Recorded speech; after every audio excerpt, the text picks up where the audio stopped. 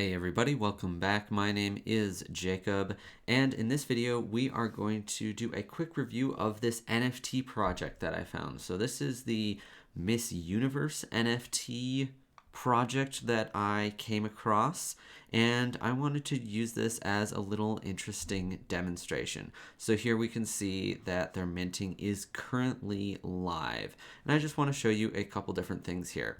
So first of all, I have my MetaMask open here, and I'm on the Ethereum mainnet.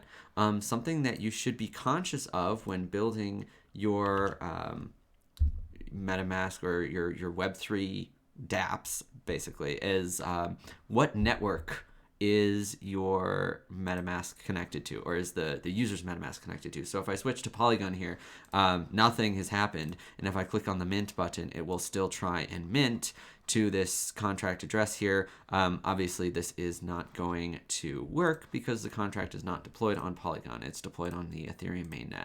So I'll switch over here. That's just one small critique. The next thing, so I've switched back to the Ethereum mainnet here, is, and I'll refresh.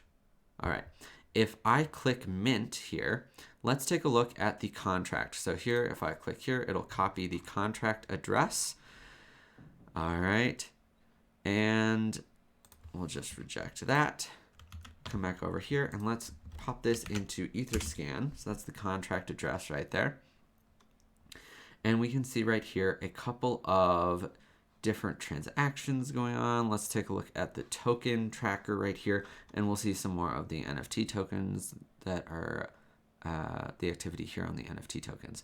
So here, if we look at the purchase NFT method calls, that must just be like their minting method calls. I suppose we can maybe see if they have the contract source code here.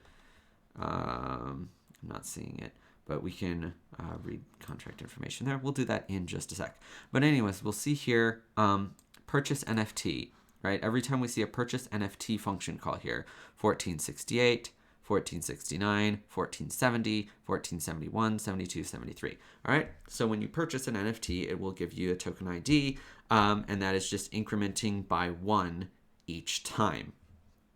So let's take a look at, for example, this last minted token ID's metadata. We can do that by reading the contract over here.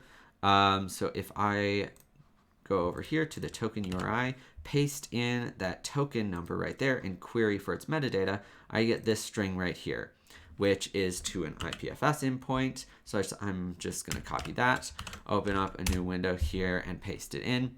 And here we see our metadata that has already been deployed to some IPFS sort of node here. And we can see here, this is whatever, it is a silver rarity level NFT, right?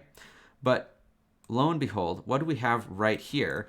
It is actually the token ID right there at the end. So what might happen if we did, say, 1475? I don't think that one's been minted yet. Let me refresh.